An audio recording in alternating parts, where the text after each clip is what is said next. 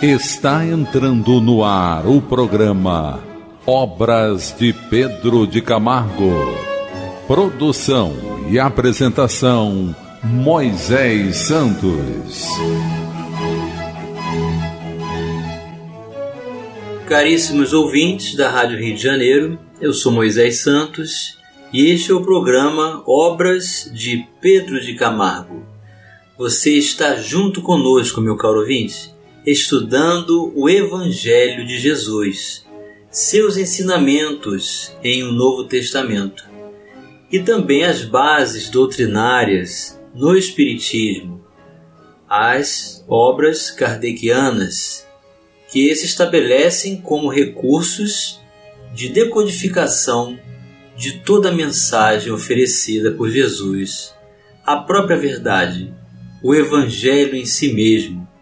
E Pedro de Camargo é esse discípulo que vem nos oferecer entendimento sobre a origem do Evangelho de Jesus.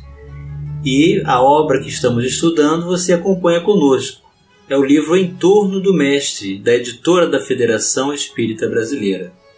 Hoje vamos estudar um capítulo em que Pedro de Camargo intitula na obra A História se Repete, referindo-se aos martírios dos primeiros cristãos quando iniciaram o processo de vivência, de divulgação, reconhecendo Jesus como Messias em um meio onde havia grandes adversidades no campo ideológico, comparando com a época atual, em que se estabelece o concurso do Consolador Prometido, em que os adeptos do Espiritismo igualmente não são compreendidos e encontram inúmeras adversidades morais.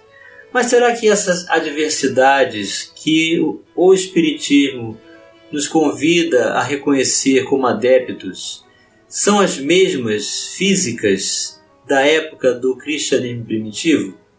Vamos ver o que Pedro de Camargo nos diz. Ele inicia o capítulo dizendo: a história se repete, semelhante sentença jagosa dos foros de axioma, tal o acerto que encerra. Lembrando, meu caro ouvinte, que axioma é uma evidência cuja comprovação é dispensável por ser óbvia, princípio evidente por si mesmo. E Pedro de Camargo vem justificar, continuando, remontando as eras longínquas do cristianismo nascente, ou seja, aqueles primeiros cristãos que tiveram contato com Jesus, viveram a sua época, foram convidados pelo próprio Mestre a segui-lo. Verificamos que se deram com aquele credo exatamente os mesmos acontecimentos que atualmente se passam com o Espiritismo. Há tanta analogia entre o advento de uma e de outra doutrina que não é preciso grande perspicácia nem maior acuidade de penetração para lobrigar-se claramente a trajetória ascendente de um só e idêntico ideal através daquelas duas denominações. Então vemos o quanto que uma ideia nova ela se apresenta com distorções das próprias pessoas que a buscam sem entender ou que a combatem deliberadamente por diversas razões, por despeito, por orgulho, por julgarem possuir supremacia de ideologia e de entendimento e autoridade, sendo que na época do cristianismo nascente, os cristãos eram perseguidos e estabeleciam inclusive êxodos das cidades para condições longínquas de onde viviam por causa das perseguições. Quando eram apreendidos, eram levados ao circo máximo para serem devorados pelos leões. Hoje os leões estão dentro de cada um de nós, meu caro ouvinte. são as questões morais que temos que descobrir em nós mesmos para modificá-las. Então, ouçamos, ele continua, o testemunho da história mediante Renan, em sua obra Origens do Cristianismo, onde ele se valeu dos abalizados historiadores Joséfo, Tácito, Suetônio e outros. Então, o autor que vem demonstrar essa comparação da perseguição, da dificuldade de implantação de uma ideia nova na sua pureza, tanto no cristianismo nascente, quanto agora no espiritismo. O fato de os cristãos não reverenciarem os templos pagãos dava a ideia de que pretendiam destruí-los. Esses templos pagãos, meu caro ouvinte, são dos deuses romanos, que os cristãos não reconheciam com autoridade, e assim eram vistos como adversários. Esses velhos santuários da religião romana, o paganismo, eram extremamente queridos dos patriotas. Insultá-los era insultar Evandro, Numa, os antepassados do povo romano, os troféus das suas vitórias. Então aqui ele se refere a grandes personalidades que tiveram posições sociais de relevância e comando na época em Roma. Ou seja, não obedecer às reverências dos deuses romanos seria o mesmo que insultá-los e insultar seus próprios seguidores. Vamos elucidar este verso. Elucidando o verso. É um verso, meu caro ouvinte, do Evangelho de Lucas, do capítulo 6, versículo 49. Mas aquele que ouve as minhas palavras e não as pratica é como um homem que construiu uma casa sobre o chão, sem alicerces. No momento em que a torrente deu contra aquela casa, ela caiu e a sua destruição foi completa. Ou seja, meu caro ouvinte, viver princípios através da condição de simples adeptos superficiais, apresentando títulos e condições exteriores, exigências, cobranças e perseguições para aqueles que a discordam, não representam a prática das próprias palavras defendidas pelo seu ideal. Então é como construir uma casa sobre a areia, sem alicerces, e não sobre a rocha, como Jesus ensinou, o que significa sem solidez, sem permanência, uma situação ilusória, fantasiosa, criada pelo próprio homem. Acusavam os cristãos de todos os defeitos. O seu culto passava por ser uma superstição sinistra, funesta ao império. 1000 histórias atrozes e vergonhosas circulavam a seu respeito.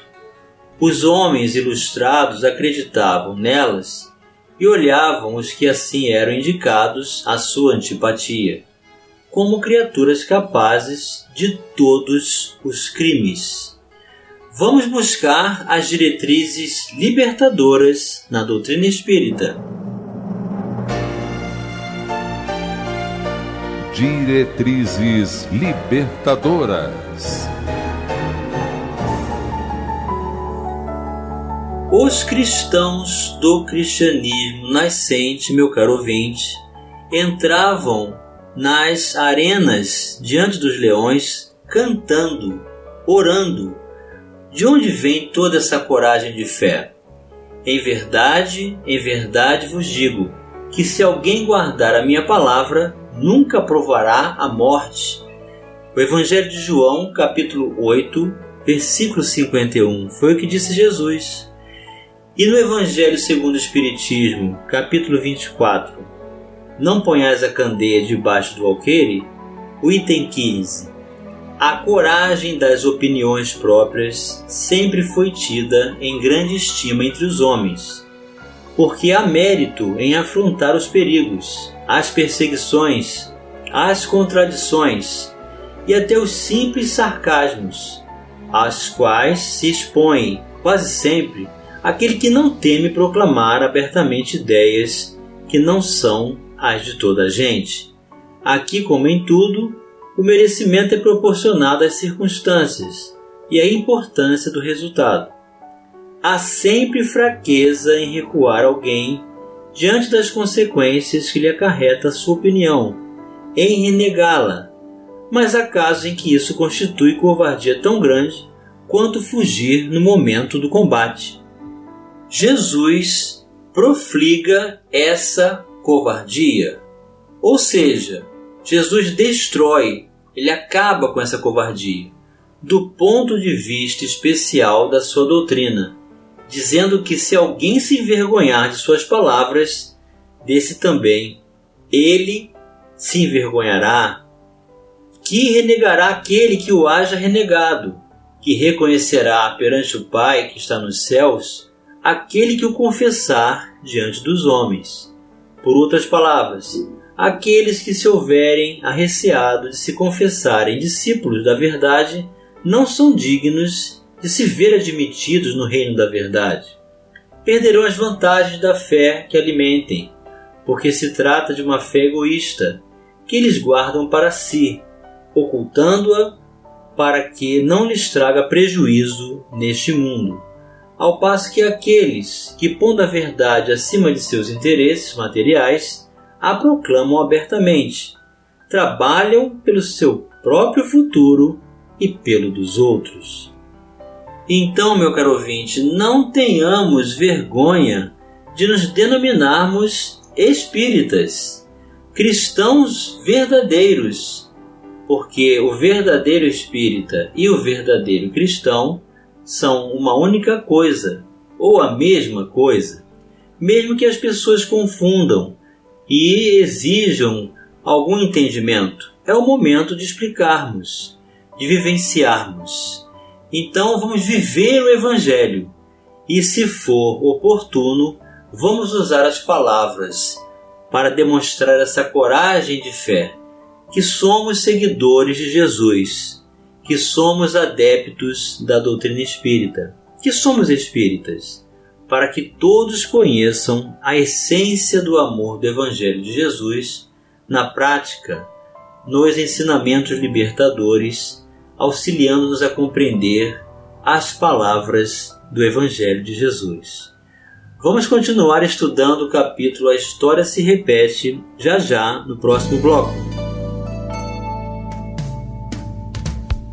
Participe do programa Obras de Pedro de Camargo enviando sua mensagem, dúvida ou sugestão pelo e-mail opg@radioriodejaneiro.am.br ou pelo WhatsApp da Rádio Rio de Janeiro 984867633 aos cuidados de Moisés Santos.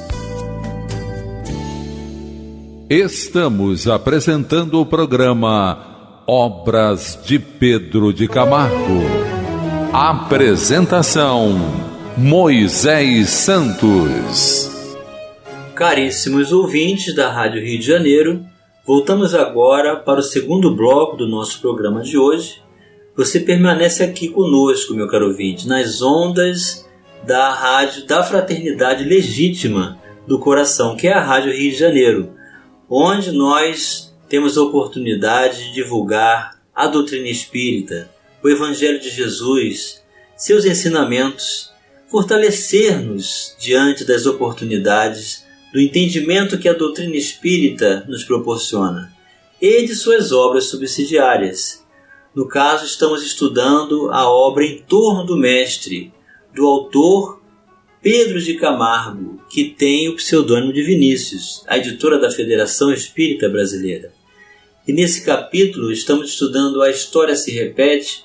O autor está fazendo uma comparação com as adversidades, as perseguições, as dificuldades que encontramos, não somente fora de nós, mas também dentro de nós, fazendo um paralelo entre o cristianismo nascente e a A adaptação que realizamos através da escolha que fazemos pela crença no espiritismo cristão, a doutrina espírita. Porém, no cristianismo nascente, os leões estavam lá para atacar os cristãos e eles precisavam entregar seus corpos num exemplo de fé viva. Entravam nas arenas cantando e Jesus disse que eles poderiam receber assistência de resgate por causa da coragem da fé. E nós também, meu caro ouvinte, sendo adeptos do Espiritismo, temos a oportunidade de divulgar a lei de justiça, de amor e de caridade no exercício do bem. E Pedro de Camargo continua dizendo que os cristãos não conseguiram prosélitos, ou seja, adeptos, senão nas classes humildes. As pessoas distintas evitavam referirem-se a eles, ou quando a isso eram obrigadas, quase se desculpavam. Mas, entre o povo, os progressos eram extraordinários. Dir-se-ia uma inundação que durante algum tempo estivesse contida por um dique, e que então fazia a sua irrupção. A igreja cristã em Roma constituía já um povo. A corte e a cidade começavam a falar dela. Seus progressos constituíram, durante algum tempo, o assunto do dia. Os conservadores pensavam com terror nessa cloaca de imundícias que eles imaginavam nas espeluncas de Roma. Falavam com cólera dessa espécie de ervas daninhas que se arrancam constantemente e que constantemente reaparecem. Quanto à populaça, ou seja, as pessoas de classes médias e baixas, essa insultava e inventava toda a espécie de calúnias para as atribuir aos cristãos. O cristão chegava a ser, na opinião deles, o que foi por momentos o judeu na Idade Média, o emissário de todas as calamidades, homem que não pensa senão no mal, o envenenador, o roubador, o incendiário. Logo que se cometessem crimes, o mais ligeiro indício era o suficiente para um cristão ser preso e submetido a vexames e torturas. Muitas vezes era bastante o simples nome de cristão para inspirar desconfiança e determinar ordem de prisão. Quando os viam afastarem-se das cerimônias e sacrifícios pagãos, injuriavam-nos. Romanos e judeus de parceria perseguiam os cristãos. Estes terrores e estes ódios estendiam-se da capital às províncias e provocavam as maiores injustiças. Vamos elucidar este conceito. Elucidando conceitos. Do mesmo capítulo do Evangelho segundo o Espiritismo, Não ponhais a candeia debaixo do alqueire, no capítulo 24, no item 16, Allan Kardec escreve: assim será com os adeptos do Espiritismo, pois que a doutrina que professam, mas não é do que o desenvolvimento e aplicação da do Evangelho. Também a eles se dirigem as palavras do Cristo. Eles semeiam na terra o que colherão na vida espiritual. Colherão lá os frutos da sua coragem ou da sua fraqueza. E Pedro de Camargo continua: embora não houvesse um edito em forma interdizendo o cristianismo, esta doutrina estava na realidade fora da lei. Hostis patriae, ou seja, inimigo da pátria. Hostis publicus, inimigo do povo. Hostis deorum, inimigo dos deuses. Ateaque, que significa hominum, homens, ou seja, inimigo dos deuses e inimigo dos homens. Assim eram designados na lei os que punham em perigo a sociedade e contra os quais todo homem, segundo a expressão de Tertuliano, se tornava um soldado. o nome do Cristo já era um crime. Considera os juízes um grande arbítrio para apreciação de semelhante delito, a vida de todo fiel, a partir desse dia, ficou à discrição de magistrados de horrível dureza e cheios, contra os cristãos, de prejuízos ferozes.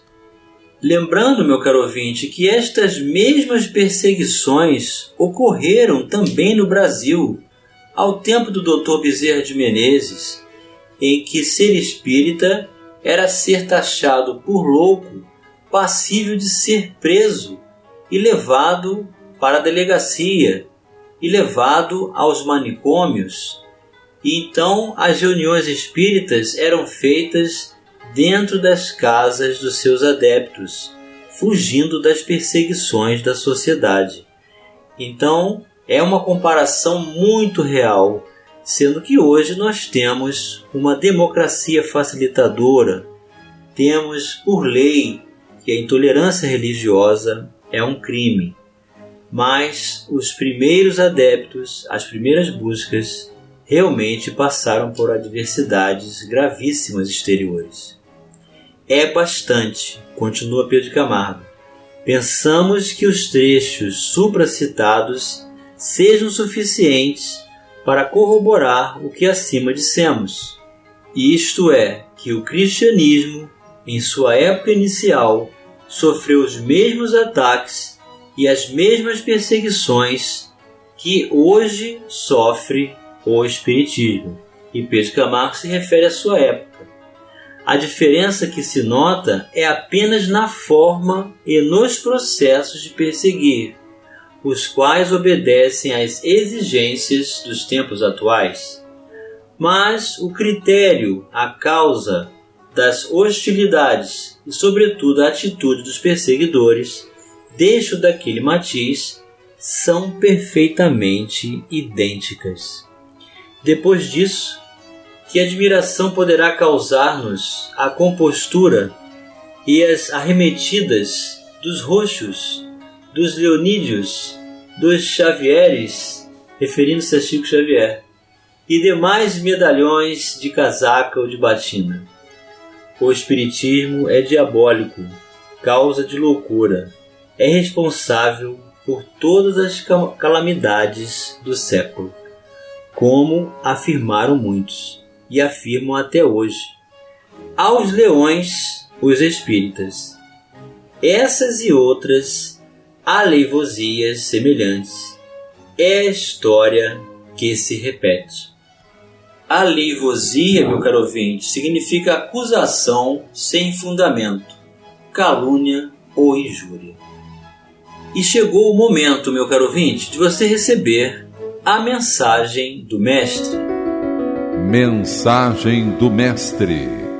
Quem, pois, me confessar diante dos homens, eu também o confessarei diante do meu Pai que está nos céus. Mas aquele que me negar diante dos homens, eu também o negarei diante do meu Pai que está nos céus. Evangelho de Mateus, capítulo 10, versículos 32 e 33.